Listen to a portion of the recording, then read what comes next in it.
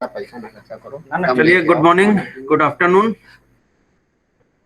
Next देखते हैं, previous class में क्या हुआ था। कहाँ तक हम लोगों ने दिया था, टीएलबी हो गया था। टीएलबी के बाद आपका paging, segmentation, segmentation with paging, है ना। तो सेगमेंटेशन विद पेजिंग में कह रहे थे कि बहुत सारे इसमें डायग्राम है, फील्ड्स बनी हुई हैं, तो देख के मतलब समझेंगे। किसी को कुछ उसमें वापस डिस्कस करना है, जितने लोगों ने पूछा था पिछली बार? किसी को, जिसमें मैंने बोला था पेजिंग इन सेगमेंटेशन या सेगमेंटेशन विद पेजिंग, जिसमें आपकी जो एड्रेस स्पेस था वो आप 3 फील्ड्स थी, segmentation number, page number and offset.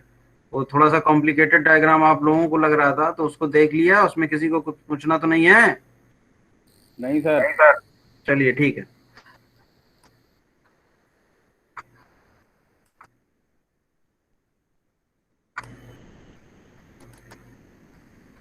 अब कुछ चीजें जो है इसमें,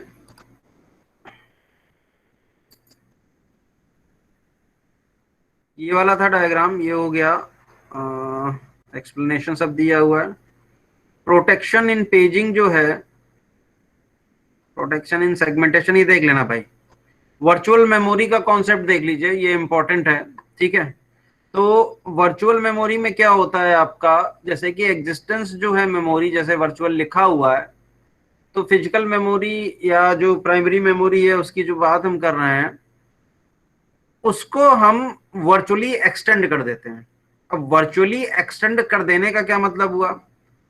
सिंप्लिसिटी के तौर पर ये कि प्रोग्रामर को कोई एप्लीकेशन या कोई प्रोग्राम बना रहा है, तो उस प्रोग्रामर को एप्लीकेशन और जो आपका सॉफ्टवेयर है उसके साइज के बारे में जो है ज्यादा टेंशन लेने की जरूरत नहीं होती है। मतलब कैलकुलेट ऑब्वियस सी बात है, पहले भी नहीं करता है। लेकिन ऑपरेटिंग सिस्टम क्या करता है, ऑपरेटिंग सिस्टम में अगर हमारा वर्चुअल मेमोरी का कॉन्सेप्ट इंप्लीमेंटेड है, तो अगर हमारा जो फिजिकल मेमोरी की जो इन रियल जो कैपेसिटी है उससे ज्यादा अगर प्रोग्राम साइज हो रहा है स्लाइड, तो वर्चुअल मेमोरी के कॉन्सेप्ट के थ्रू क्या करता है, जो फिजिकल मेमोरी या मेन मेमोरी है उसको मतलब एक्सटेंड कर देता है। अब ये कैसे पॉसिबल है? तो पॉसिबल देखिए, पहले वर्चुअल मेमोरी बताने से पहले ये जितना भी लिखा हुआ है उसको हम क्या करेंगे कि जो प्रोग्राम्स होते हैं उनकी एग्जिस्टेंस हमें पता है कि सेकेंडरी स्टोरेज में है। प्रोग्राम की जो एग्जिस्टेंस है वो सेकेंडरी स्टोरेज में है।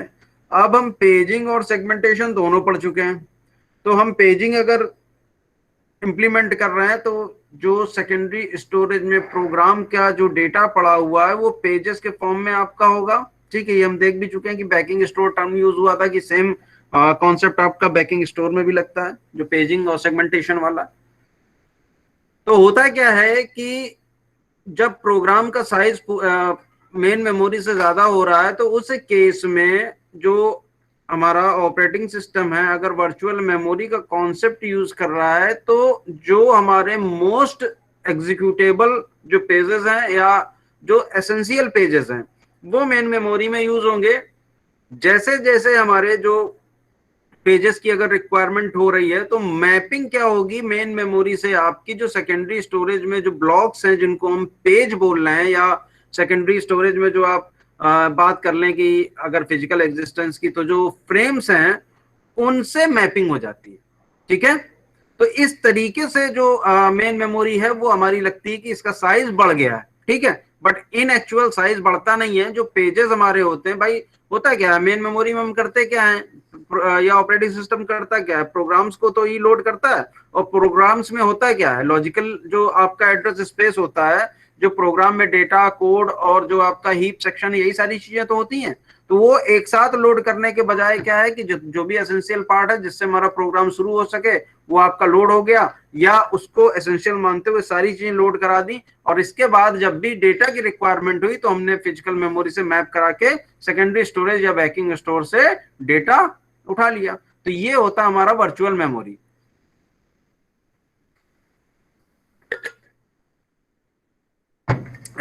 डायग्राम देख के भी बता रहे हैं आपको, पहले इसको देख लीजिए। Virtual memory is a technique that allows the execution of processes that are not completely in memory, ठीक है। अभी मैंने वही बोला, one major advantage of this scheme is that program can be larger than physical memory, ये भी मैंने आपको बताया। virtual memory abstract main memory into an extremely large uniform array of storage, separating logical memory as viewed by the user from physical memory। ठीक है, तो ये जो अभी मैंने आपको क्या बोला था कि जो हमारा लॉजिकल एड्रेस स्पेस है या एड्रेस स्पेस में मैंने बोला था कि कोड सेक्शन है, टेक्स्ट सेक्शन है, हीप और जो आपका स्टैक सेक्शन है वही आपका लोड होता है। तो यहाँ पर जो फिजिकल मेमोरी, जो फिजिकल फ्रेम्स की बात कर रही हूँ उनको हटा दिया। लॉजिकल जो मेमोरी में जो डिवीजन है वो आपको पता है कि हमारा पेजेस के फॉर्म में हो रहा है, तो पेजेस के फॉर्म में ही हम क्या करेंगे, व्यू करेंगे। This technique frees programmer from the concern of memory storage limitation. ठीक है, मेमोरी स्टोरेज लिमिटेशन जो हमारा फिजिकल जो एग्जिस्टेंस की बात कर रहे हैं उसको टोटली इग्नोर कर रहे हैं, और जो प्रोग्राम है उसको पेजेस या जो लॉजिकल हमारा डिवीजन होता है एड्रेस स्पेस का उसको हम कंसीडर कर रहे हैं यहाँ पे। also allows process to share files easily and to implement shared memory। ठीक है, virtual memory is not easy to implement and may substantially decrease performance if it is used carelessly। तो ये जो virtual memory का concept है ये आपका जरूरी नहीं है कि हमारा जो इम्प्लीमेंटेशन है वो हर हाल में होता ही होता है। ठीक है, तो वर्चुअल मेमोरी का जो एग्जिस्टेंस है या जो आपका इम्प्लीमेंटेशन है वो केयरफुली करता है ऑपरेटिंग सिस्टम, तभी ये आपका आगे वर्क करेगा। उसका रीजन क्या, उसका रीजन ये सामने आपको दिया हुआ, जो कि आपको मेन मेमोरी, जो कि आपको virtual memory as well as जो ये अभी पॉइंट आपने देखा कि इम्प्लीमेंटेशन कैसे पॉसिबल है। ठीक है, अभी फिलहाल ये इतना पार्ट आप भूलेंगे। ठीक है, हमारे पास ये सेकेंडरी स्टोरेज है या बैकिंग स्टोर है और ये हमारा फिजिकल मेमोरी है यानी कि मेन मेमोरी है। ठीक है, अब देखिए ये फ्रेम्स बने हुए हैं, ऑक्युपाइड है, ये क्या है, डेटा बना हुआ है, देखिए ब्लॉक्स के फॉर्म में बना हुआ, ये पेजेस हैं। ठीक है, diagram showing virtual memory that is longer than physical memory. ठीक है, ये फिजिकल मेमोरी है, ये जो वर्चुअल मेमोरी है इसका साइज इससे ज्यादा बोला गया है। बीच में हमारा क्या है, मेमोरी मैप। तो मेमोरी मैप का काम क्या होता है, मेमोरी मैप का काम यही होता है कि जो हमारा वर्चुअल जो आपका लॉजिकल एड्रेस स्पेस है उससे जो हमारे डिजायर्ड पेज है वो हमारा फिजिकल मेमोरी को अवेलेबल करा दिया जाए। लेकिन वो अवेलेबिलिटी होगी कहाँ, वो अवेलेबिलिटी आपके लॉजिकल एड्रेस स्पेस से ही होगी या वर्चुअल एड्रेस स्पेस से ही होगी। ठीक है, तो वर्चुअल एड्रेस स्पेस या लॉजिकल की जो बात कर रहे हैं तो वो कहाँ से रेफर करेगा, वो रेफर करेगा आपका सेकेंडरी स्टोरेज में। तो ये देखिए वेरियस एरोज बने हुए हैं।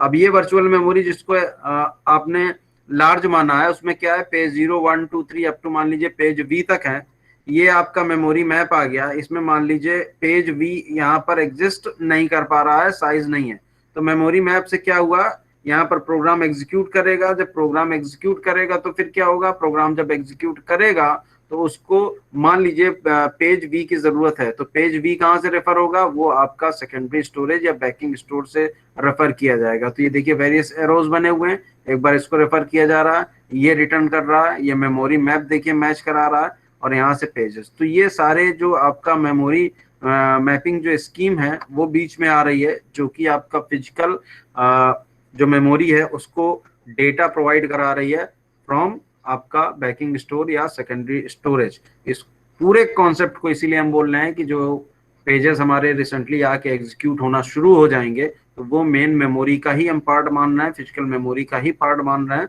तो हमने मतलब वर्चुअली फिजिकल मेमोरी को एक्सटेंड कर दिया बाय दैट पेज ओनली। ठीक है, तो इसलिए इसको हमने बोला वर्चुअल मेमोरी। बताइए भाई, किसी को कुछ समस्या है इसमें, वर्चुअल मेमोरी में? इंपॉर्टेंट है ये कॉन्सेप्ट, क्लियर होना चाहिए कि वो जो वर्चुअली जो एक्सटेंड मेन कॉमन जो इसमें क्वेश्चन आता है वो यही आता है कि इंटरव्यू के समय कि वर्चुअल मेमोरी है तो वर्चुअल मेमोरी में जो आपका वर्चुअल पार्ट है वो आता कहाँ से, तो वो आता कहाँ से, आपका सेकेंडरी स्टोरेज या बैकिंग स्टोर से ही आता।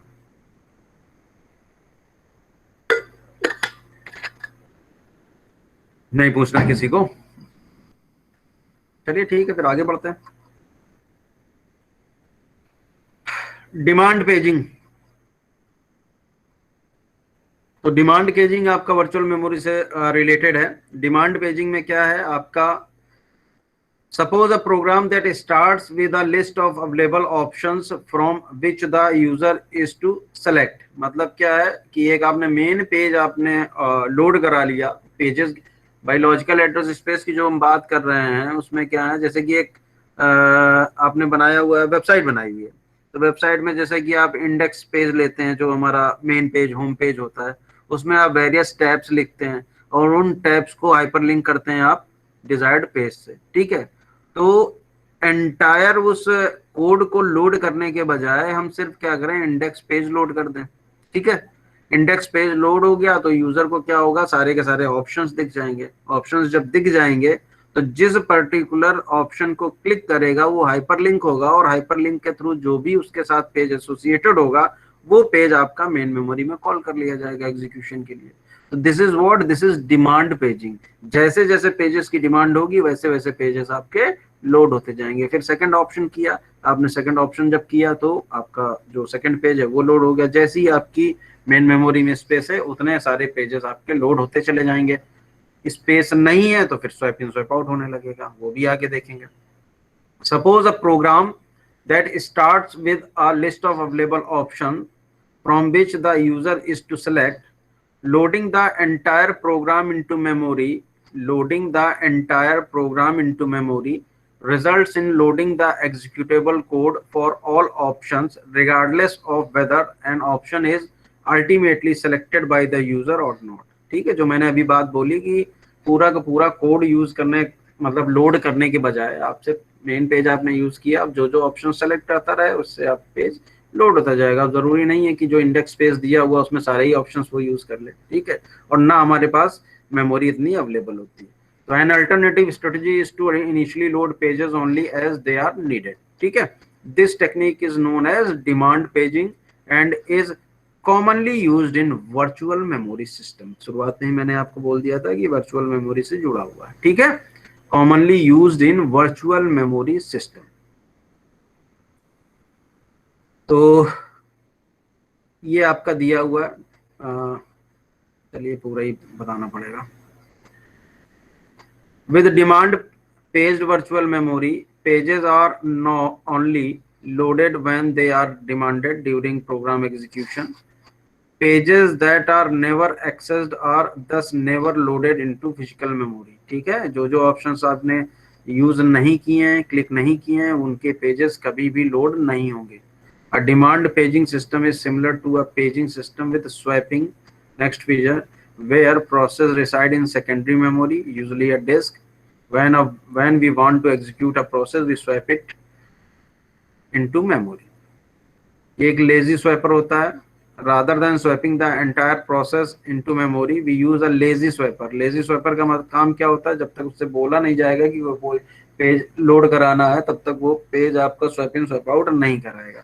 उस कंपोनेंट को क्या बोलते हैं हम, lazy swapper, which never swaps a page into memory unless that page will be needed।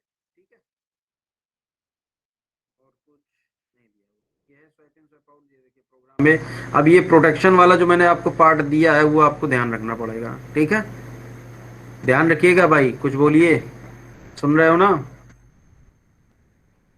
Yes sir. Memory, हाँ, पेजिंग और सेगमेंटेशन में मैंने आपको प्रोटेक्शन वाला पार्ट छोड़ दिया है, तो वो चीज़ ध्यान रखिएगा क्योंकि यहाँ पर जो प्रोग्राम ए है और प्रोग्राम बी है सब में, इसमें भी पेज 1 से स्टार्ट होगी पेज टेबल, इसमें भी पेज 1 2 3 से स्टार्ट होगी।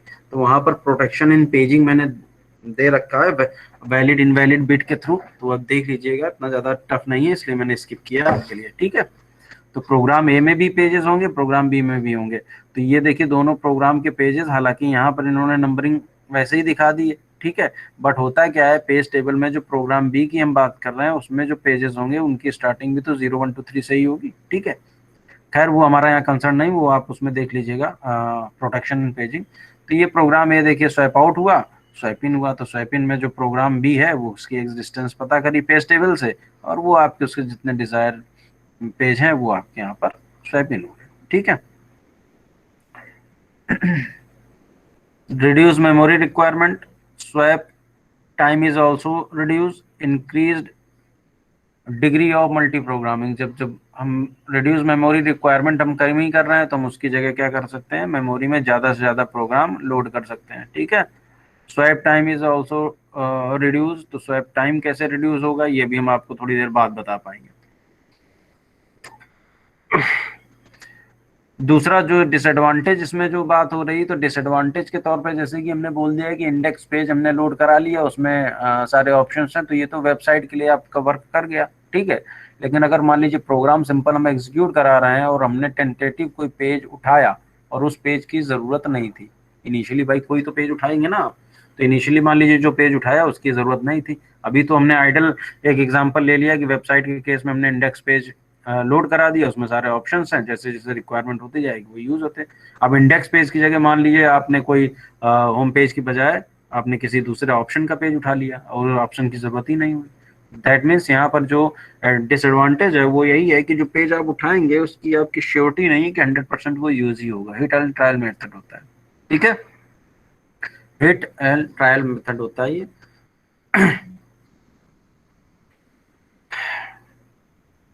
For example, if a program is having 5 pages 0, 1, 2, 3, 4, and out of these only pages 0, 3, 4 are loaded into memory at the time of execution state.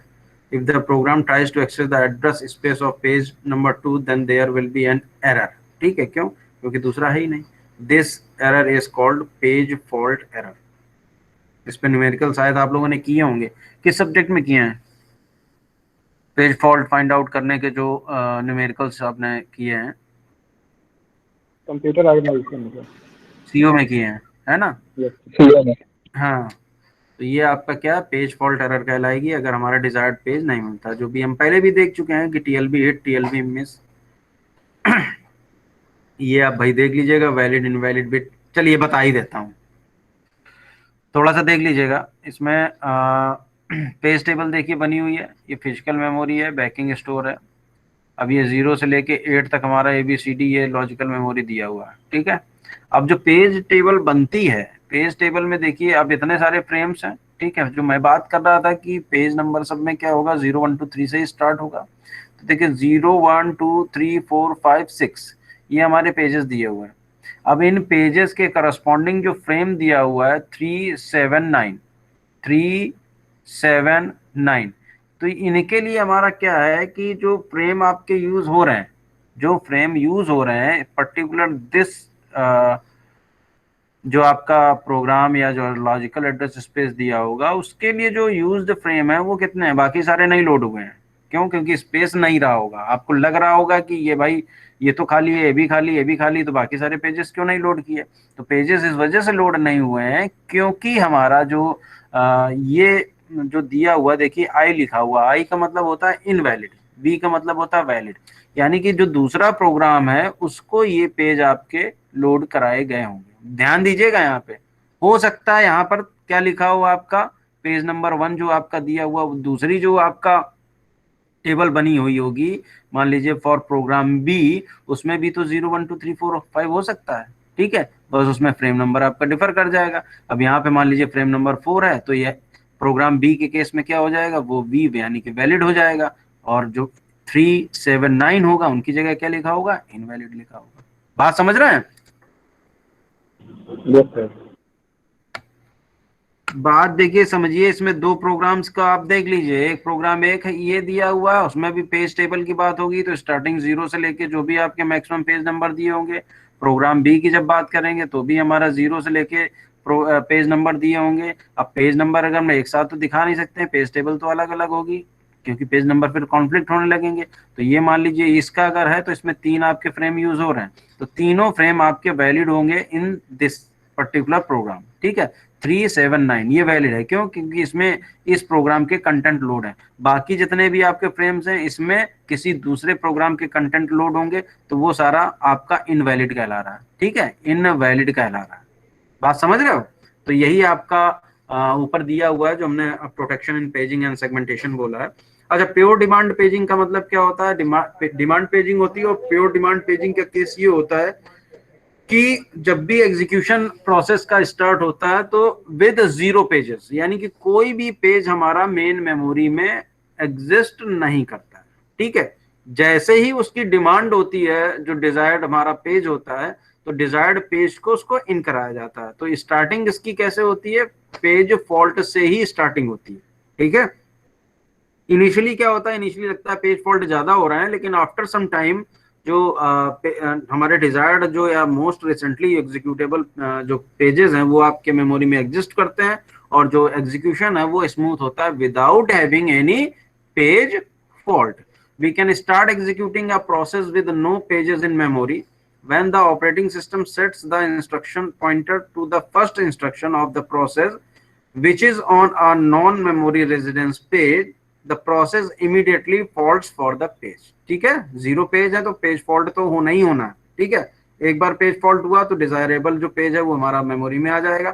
After this page is brought into memory, the process continues to execute, faulting as necessary until every page that it needs is in memory. After that point, it can execute with no more fault. जो मैं अभी बता रहा था कि फिर इसके बाद पेज फॉल्ट नहीं होंगे। स्टार्टिंग में लगता है कि पेज फॉल्ट सारे हो रहे हैं, सारे फ्रेम्स भर जाएंगे और जो मोस्ट एक्टिव पेजेस हैं वो हमारे मेमोरी में होंगे और पेज फॉल्ट होना बंद हो जाएगा, ठीक है। तो ये सारी चीजें आपकी, ये भाई एक पेज फॉल्ट का दिया हुआ है, performance of demand paging. When page fault occurs, operating system must bring required page into the memory.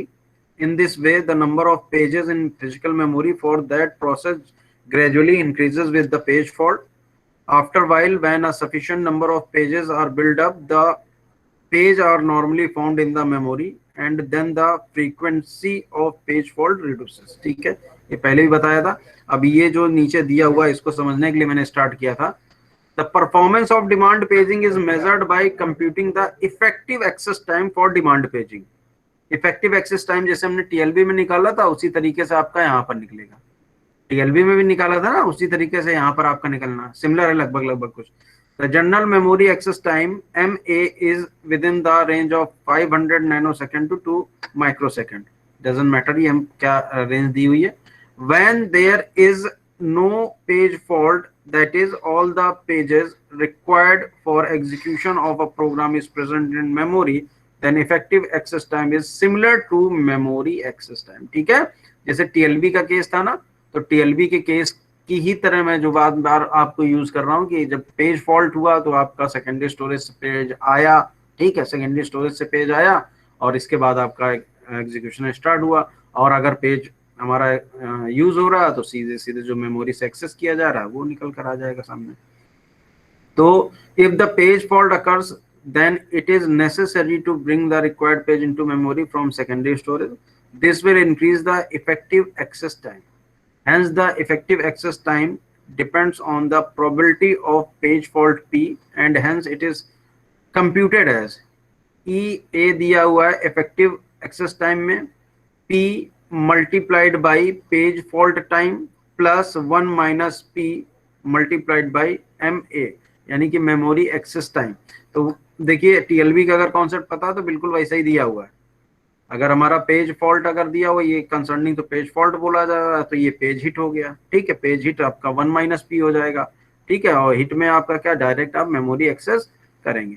तो ये where page fault is the time required to service the page which consist of. अब page fault के case में देखिए क्या होता है, page fault जब होगा तो service the page fault interrupt, ठीक है, इसमें क्या होगा, service the page fault interrupt की बात क्या हो रही, तो पेज फॉल्ट इंटरप्ट की जो सर्विस होगी उसमें डिजायर्ड पेज को लोकेट कराना, ये आपका सर्विस हो गई। जो भी हमारा डिजायर्ड पेज है जिसकी वजह से पेज फॉल्ट हुआ है उसको लोकेट कराना मेमोरी में, वो आपका सर्विस हो गई फॉर पेज फॉल्ट इंटरप्ट, ठीक है। लोकेट होने के बाद क्या है, सेकंड स्टेप क्या होगा हमारा, स्वैप होगी, पेज को में जो डिजायर्ड है उसको स्वैप करना पड़ेगा जाके मेन मेमोरी में, और इसके बाद प्रोसेस को फिर से एग्जीक्यूट कराना होगा। तो ये तीन चीजें होती हैं पेज फॉल्ट के केस में। तो कभी क्वेश्चन आए तो ये चीज आप ध्यान रखिएगा कि तीन आपके होते हैं पेज फॉल्ट में पैरामीटर। पहले जो service the page fault interrupt, इसमें कुछ नहीं है, आपका जो डिजायर्ड पेज है उसको लोकेट कराना है, उसका फ्रेम नंबर लोकेट कराना है सेकेंडरी स्टोरेज से। फिर उस पर्टिकुलर पेज को स्वैप कराना है मेमोरी में, और इसके बाद प्रोसेस को रीस्टार्ट करा देना है। तो ये आपका पेज फॉल्ट टाइम होता है। ठीक है?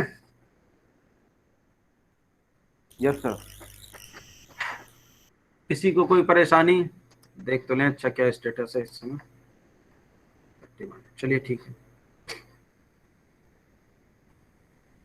अब ये जो आप लोगों ने पढ़ा हुआ है, जिसकी बात कर रहे हैं हम लोग, क्या था, पेज रिप्लेसमेंट एल्गोरिथम्स। ठीक है, तो पेज रिप्लेसमेंट का सबसे पहले चीज तो ये है कि रीजन होता क्या है, पेज रिप्लेसमेंट होता क्यों है किसी के पास आंसर? जो पेज रिप्लेसमेंट एल्गोरिथम्स आई हैं, तो पेज रिप्लेसमेंट होता क्यों है? सबसे पहले देखिए, पेज फॉल्ट की वजह से हमारा पेज रिप्लेसमेंट होगा, और उसमें भी दो पैरामीटर्स हैं। कैसे? जैसे कि हम डिमांड पेजिंग या प्योर डिमांड पेजिंग की बात कर रहे हैं, तो स्टार्टिंग में क्या, कोई भी पेज हमारा मेमोरी में लोड नहीं होता है। तो जो कोई भी अगर मेमोरी में पेज हमारा लोड नहीं है, तो उस केस में क्या होगा, पेज फॉल्ट हो जाएगा। पेज फॉल्ट के बाद आपने देखा कि कैसे हमारा जो डिजायर्ड पेज है वो स्वैप इन होगा, मेमोरी में पेज आ गया। ठीक है, तो यहाँ पर पेज फॉल्ट हुआ बट पेज रिप्लेसमेंट नहीं हुआ, पहली चीज। ठीक, क्यों? क्योंकि हमारे पास जो मेन मेमोरी में जो फ्रेम्स थे वो हमारे पास फ्री अवेलेबल थे, इस वजह से पेज रिप्लेसमेंट नहीं हुआ। तो एक टाइम ऐसे आएंगे कि सारे के सारे जो फ्रेम्स होंगे वो भर जाएंगे मेन मेमोरी के। जब फ्रेम्स सारे भर जाएंगे और पेज फॉल्ट होता है, बात समझिएगा, सारे फ्रेम्स भर गए तो सारे फ्रेम्स में हमारे डिजायर्ड पेज हैं, लेकिन अब ऐसे पेज की जरूरत है जो कि हमारा मेमोरी में एग्जिस्ट नहीं कर रहा। तो उस केस में जो पेज फॉल्ट होगा that will lead to page replacement.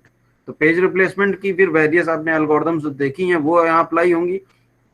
अब अगेन जब हमारा पेज रिप्लेसमेंट हो रहा है, तो उस केस में हमें ध्यान देना होगा कि जिस पेज को हम रिप्लेस कर रहे हैं या स्वैप आउट कर रहे हैं, उस पेज की जो इंटीग्रिटी है, जो डेटा की कंसिस्टेंसी है, वो बनी रहे।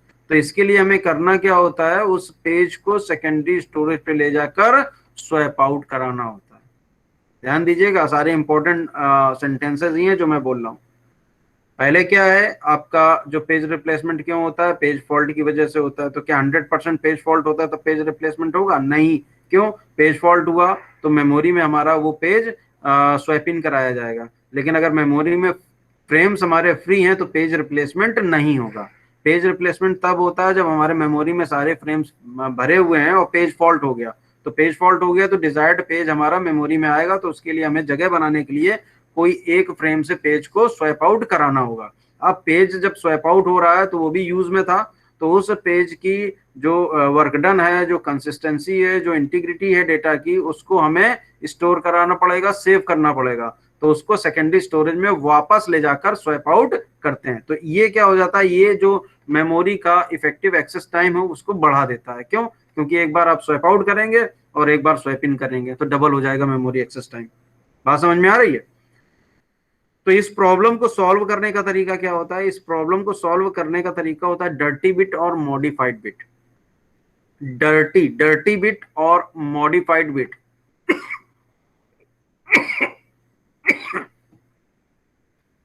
तो डर्टी बिट या मॉडिफाइड बिट का काम क्या होता है कि हर एक पेज के साथ एसोसिएट कर दी जाती है मेन मेमोरी में।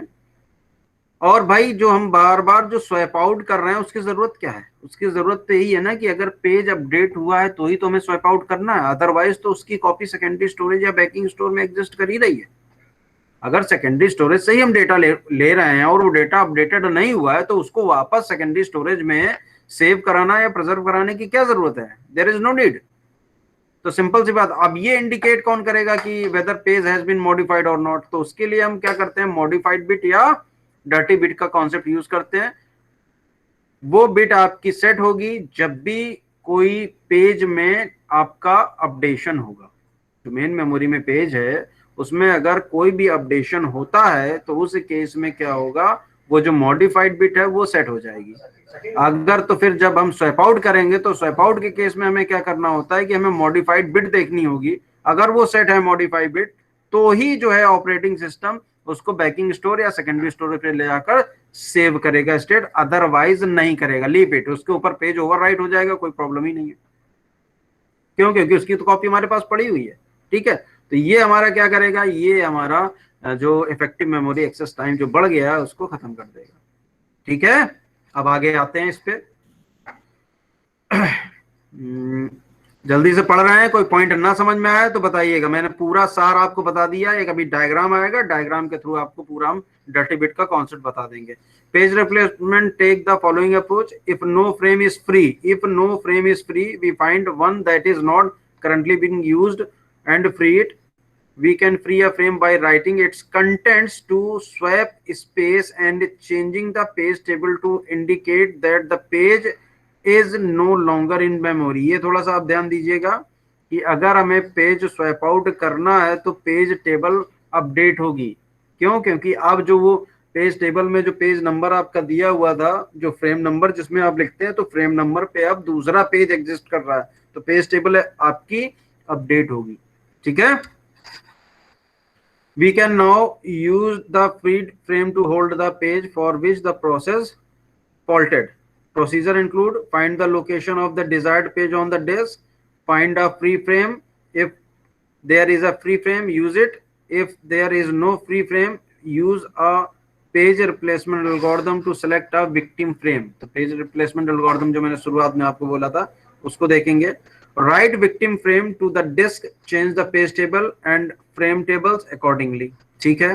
Read the desired page into the newly freed frame, change the page and frame table, restart the user process. ये आपका ओवरऑल कॉन्सेप्ट होगा इन द केस ऑफ आपका जो पेज फॉल्ट होता है और अगर हमारे पास फ्रेम फ्री नहीं है। ये बात हम कर रहे थे कि क्या होगा। ये देखिए फिजिकल मेमोरी दी हुई है, ये पेज टेबल दी हुई है और ये हमारा जो है सेकेंडरी स्टोरेज है, ठीक है। तो पहला देखिए swap out victim page, swap out गया। दूसरा क्या है, ये मान लीजिए 0 की बात कर रहे थे तो ये इसने क्या कर दिया, इनवैलिड कर दिया, ठीक है। चेंज टू इनवैलिड, भाई 0 फ्रेम ये जो आपका पेज दिया हुआ था इसको हमने स्वैप आउट कर दिया, इसको हमने क्या कर दिया, तो पेज टेबल आपकी यहाँ पर अपडेट हो गई। ये हो गया दूसरे नंबर पे कि जो पेज टेबल में जो हमारा डिजायर्ड जो ये फ्रेम की बात कर रहे थे वो आपका इनवैलिड हो गया है, अब दूसरी जो है कोई पेज आने वाला है। फिर थर्ड वन की जब स्वैप इन कर लेंगे आप तो इसका जो फ्रेम नंबर होगा वो यहाँ पर वैलिड हो जाएगा, तो ये फ्रेम नंबर जो दिया है वो वैलिड हो गया, तो ये 4 हो गया रीसेट पेज टेबल, ठीक है। कोई समस्या तो नहीं है इसमें? No sir. अब देखिए ये if no frames are free, 2 page transfer, 1 out and 1 in are required. This effectively doubles the page fault service time and increases the effective access time accordingly. जो मैंने अभी बोला modified का concept. This overhead can be reduced by using a modify bit or dirty bit. Important है ये. In this scheme, each page or frame has a modified bit associated with it in the hardware. The modify bit for a page is set by the hardware whenever any word or byte in the page is written to. यही चीज है main point कि जब भी कोई updation हो रहा है तभी आपका फ्लैग वो बाइट सेट हो जाएगी, जो भी मॉडिफाइड बिट की बात कर रहा है, indicating that the page has been modified. When we select page for replacement, we examine its modified bit. If the bit is set, we know that the page has been modified since it was read in from the disk.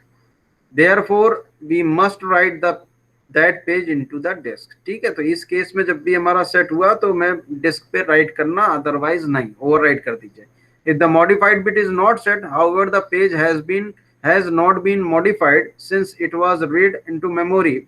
Therefore, if the copy of the page on the disk has not been overwritten, then we need not write the memory page to the disk. It is already there. तो ये समझ में आया भाई modified का concept, page replacement का concept, algorithm सब करेंगे। हाँ पूछ आ रहे गया सर, आ गया। बड़े समझदार हो यार, सब कुछ आ जाता है तुम लोगों का।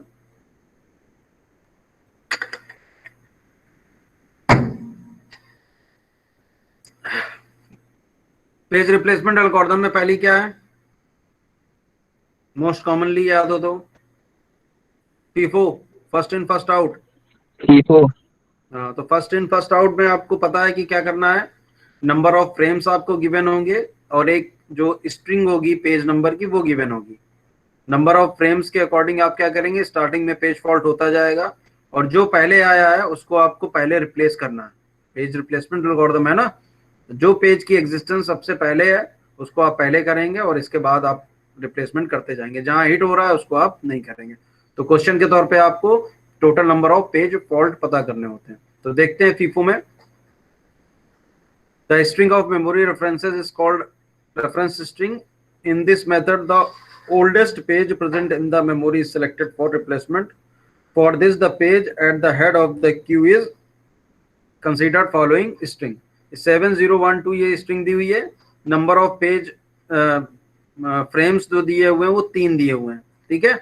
तो 3 के केस में आपका देखिए ये दिया हुआ है, पहले 7 आया, ये पेज फॉल्ट हुआ, फिर 0 आया, खाली था, पेज फॉल्ट हुआ, फिर 1 आया, पेज फॉल्ट हुआ, 2 आया, 2 देखिए इसमें नहीं है तो पेज फॉल्ट होगा, पेज फॉल्ट होगा और फ्रेम भी हमारे फ्री नहीं है तो पेज रिप्लेसमेंट भी होगा।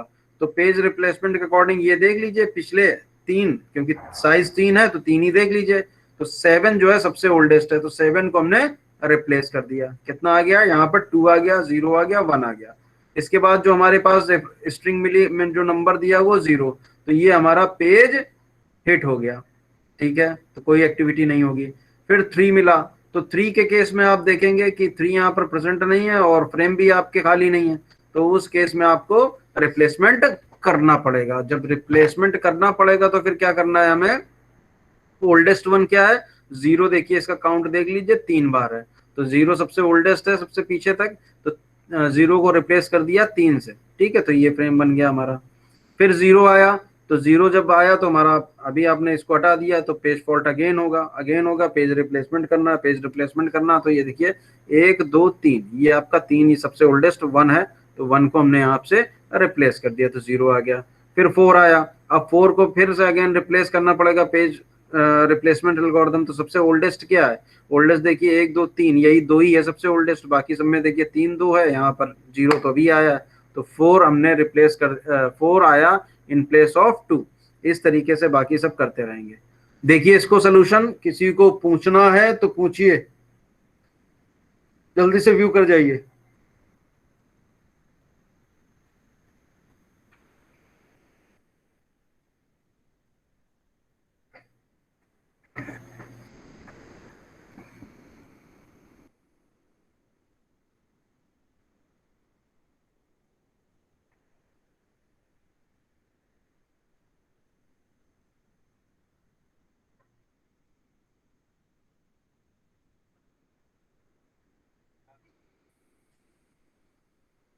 देख लीजिए जल्दी से भाई।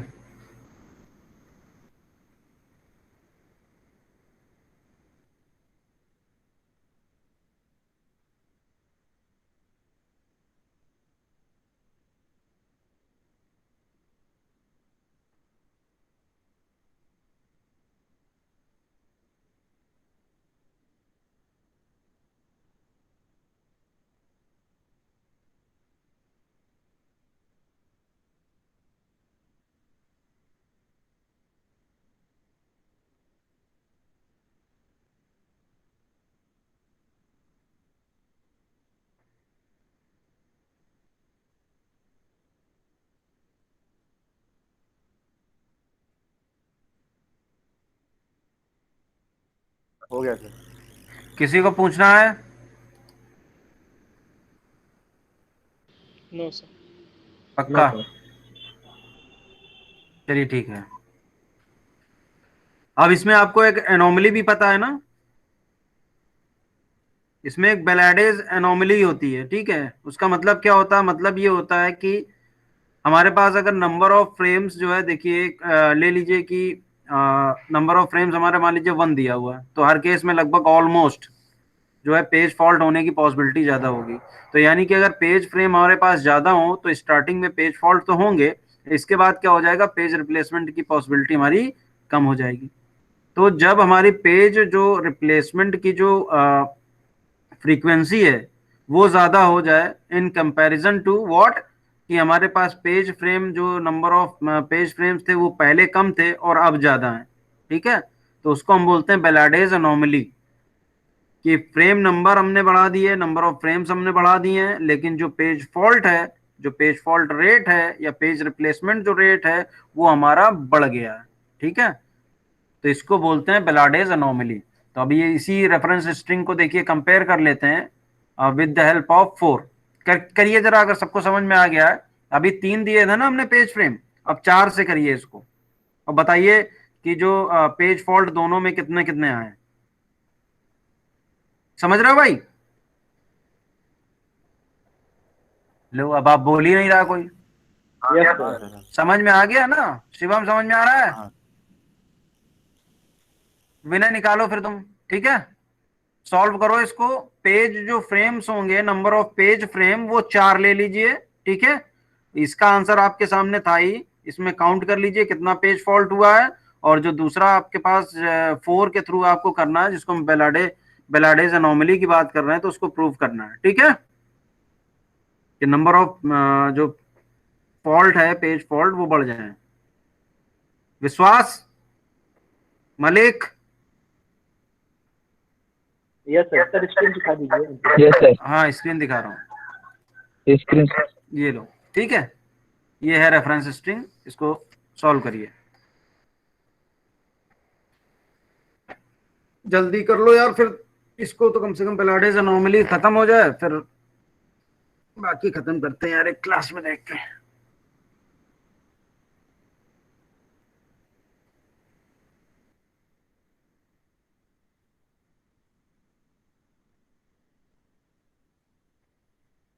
जब आंसर आ जाए तो बता देना।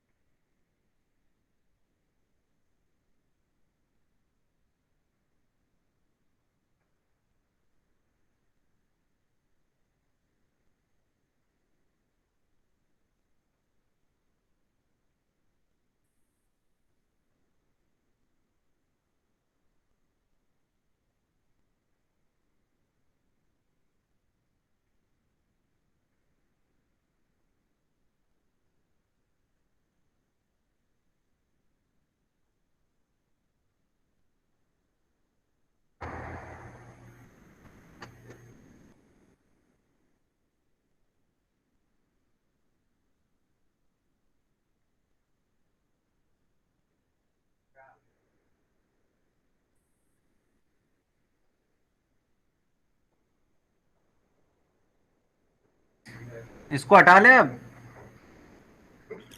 हाँ सर। चलो सॉल्व करो भाई, जल्दी कर, हो जाए तो बता देना अपने आप, है ना?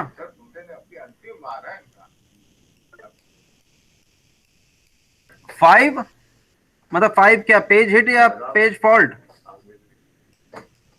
पेज फॉल्ट मैंने बोला है पता करने को, मनीष। इस वाले केस में जो भी हमने स्क्रीन पे दिखाया था सोल्यूशन, उसमें कितने पेज फॉल्ट हैं देखो गिनो। 1 2 3 4 5 6 7 8 9 10 11 12 13 14 15 पेज फॉल्ट है इसमें, ठीक है। सर 11। 11 आए हैं। Yes sir.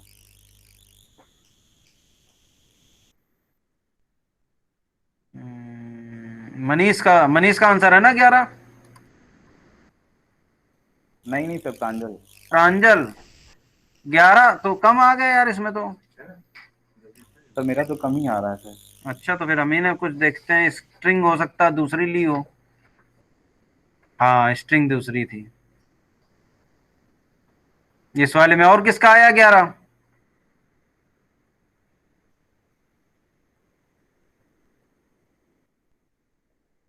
इससे सॉल्व कर लो प्रांजल, जल्दी से कर लोगे? ठीक है, कर रहा हूँ सर। हाँ ये स्ट्रिंग दी हुई है इसमें विद पेज फ्रेम 3 और पेज फ्रेम 4 के साथ आपको सॉल्व करना है। बाकी लोग बस 3 बताइए के क्या साथ है आंसर करें। आंसर, फिर मुझे चेक करना पड़ेगा उसका विद पेज फ्रेम 4। मनीष तुम देख लो, तुम्हारा तो फिर 5 तो होगा ही नहीं कतई, ठीक है। 11 है, निकल आया 11। प्रांजल का 11 आया, मनीष का 11 आया। और किसी का है 11? सुरुचि एक्टिव हो? शिखा? Yes sir. हाँ कितना आया है, निकाल पाए हो? Yes sir. सर मेरा 11 10 आ रहा है। 10 आ रहा है तो मुझे वेरीफाई करना पड़ेगा। सर एक वेरीफाई मिनट करना, में खुद। Yes sir. नहीं नहीं उसको छोड़ दो यार, मतलब मैं देख लूंगा, आंसर बता दूंगा उसका, मुझे याद रहेगा। इसको इसको कर लो। ये रेफरेंस स्ट्रिंग देखिए छोटी भी है। जो मेन पर्पस है बेलाडेज एनोमली का, एक्सप्लेन ही कर देता हूँ। देखिए बेलाडेज एनोमली में देखिए 3 के साथ और 4 के साथ ये दिखाया गया। तो रेफरेंस स्ट्रिंग के हिसाब से आपका देखिए 1 2 3 और ये आ गया 4, तो ये 4 तो पेज फॉल्ट होने ही होने हैं पहले। फिर 1 और 2 आ गया, तो 1 और 2 था तो पेज हिट हो गया। 5 की बात कर रहे हैं तो ओल्डेस्ट हमें रिप्लेस करना है, तो 5 आपका 1 की जगह आ जाएगा, तो ये हो गया। फिर 1 आया, अगेन पेज फॉल्ट होगा तो 1 किसकी जगह आ जाएगा, जो ओल्डेस्ट है 2 की जगह आ जाएगा। फिर 2 आया तो 2 की जगह हमारा 2 किसकी जगह आ जाएगा, आपका 2 आ जाएगा 3 की जगह, 3 हमारा ओल्डेस्ट है। फिर 3 आया तो 3 किसकी जगह आ जाएगा, 4 की जगह आ जाएगा, 4 ओल्डेस्ट है। फिर इसके बाद 4 आया तो 4 आएगा 5 की जगह, 5 ओल्डेस्ट था। और 5 जो है 5 आ जाएगा 1 की जगह, सॉरी 5 आ जाएगा, हाँ 1 की जगह, 1 2 3 4, ठीक है।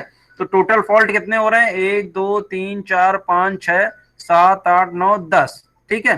तो इसमें टोटल पेज फ्रेम जो है 4 है और जो फॉल्ट आया वो 10 आया, ठीक है। Yes sir, yes sir. हाँ अब देखिए यस 3 सर। के 3 के साथ देख लेते हैं। तो 3 ये देखिए 1 2 3 4 से आप रेफरेंस स्ट्रिंग उठाइए, तो 1 आया page fault, 2 page fault, 3 page fault, 4 आया पेज रिप्लेसमेंट हो रहा है, 1 की जगह 4 आ गया। फिर 1 आया तो 1 आपका 2 की जगह आया, रिप्लेसमेंट हुआ। फिर 2 आया तो 2 किसकी जगह आपका आ जाएगा, 3 की जगह आएगा, लगातार आपका पेज रिप्लेसमेंट हो रहा है। फिर 5 आया, 5 4 की जगह आ गया। फिर 1 आया, 1 आपका हिट हो गया, 2 हिट हो गया। फिर आपका इसमें 3 आएगा, ये 3 यहाँ पे लिखा होगा, तो 3 किसकी जगह, 1 की जगह आ गया, तो 5 3 2 आ गया। फिर आपका 4 आया तो 4 के केस में आपका 2 की जगह 4 आ गया। 5 आया, 5 हमारा पेज हिट हो गया। यही हमारी रेफरेंस स्ट्रिंग थी, ये 3 4 5। यहाँ पे 3 लिख दिए, ये 4 हो गया, 5 1 2 3 4 5 6 7 8 9। तो यहाँ पर ये 9 पेज फॉल्ट दिए हुए हैं, जबकि आपका पेज फ्रेम बढ़ रहा है, तो जो फॉल्ट है वो आपके कम होने चाहिए। तो ये जो एनोमली है ये क्या कहलाती है, ये बेलाडेज एनोमली कहलाती है, ठीक है। Yes sir. समझ में आ गया बेलाडेज एनोमली का मतलब क्या है?